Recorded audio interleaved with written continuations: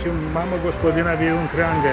Din moment ce pregătea plecarea la Fălticeni, cu ceva marfă pentru târg, cu hai, cu țesături pentru vânzare, cu mâncare pentru cei de acasă, eventual ca să mai aibă ce vinde pe acolo să facă niște bani. Cât învăluire era pe capul țărâncii, în așa fel încât să iasă toate treburile la gata, iar drumul să meargă, iar drumul spre Fălticeni să fie în condiții sigurat. Lăsându-l pe Nică să legene pe frațul, era băietar mare, și să o ajute pe maică sa, l-a făcut niște fuse de tors, îi vine ideea să plece la scăldat. Unde era mai frumos înainte de căldurile Sfântul Ilie decât în fruntul Ozanii? Deci undeva în direcția asta, câteva sute de metri. Absolut, zona de scăldat lângă pod. Acum 170 de ani, când Ionic a fugit de acasă la scăldat, acest pod nu era podul din lemn, făcut la nivelul apei, cam la 1 metru înălțime. Nu exista nici coborâre. Da, deci e vorba de podul peste Ozana, între Humulești și Târgu Neamț. Podul de la Humulești era mult mai jos, la nivelul apei, la o jumătate de metru în metru. Aici era locașul de scăldătoare al copiilor din Humulești.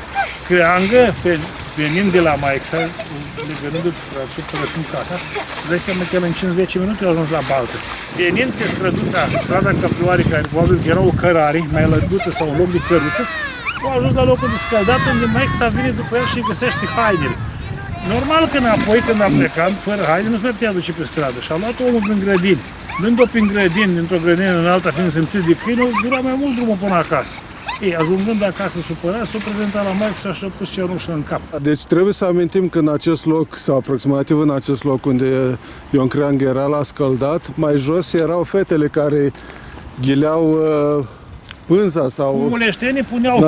Humuleștenii puneau câine pe la murat. Da, și lui Creangă era foarte, foarte drag de fetele. Era drag de fete, dar totuși îți dai seama cât de drag ți era când erai fără haine și te vadă fetele. Dar scăldătoarea lui Creangă, în principiu, aici este.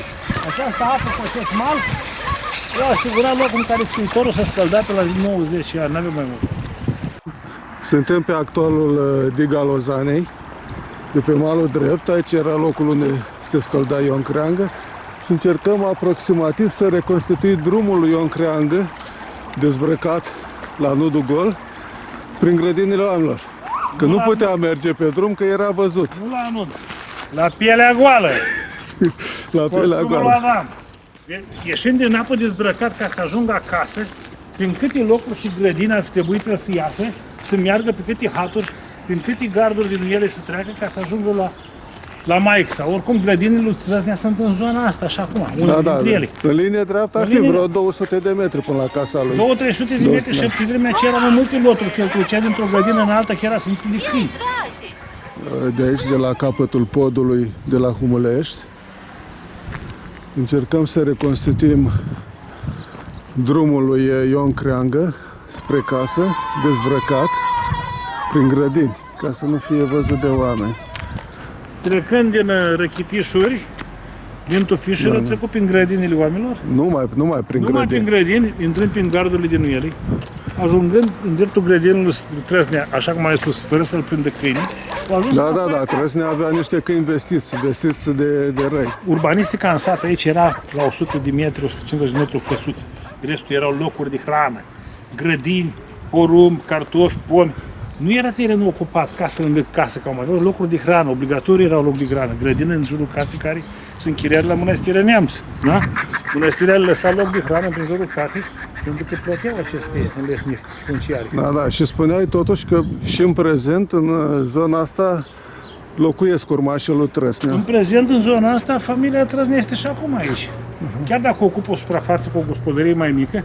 Deci Ion Creangă trece dintr-o grădină în alta, se apropie de casă, traversează strada gol și intră în grădina, în curtea lui. Și se prezintă la Maixa spășit, punându-și cenușă în cap, să fie iertat că nu o să mai facă așa ceva.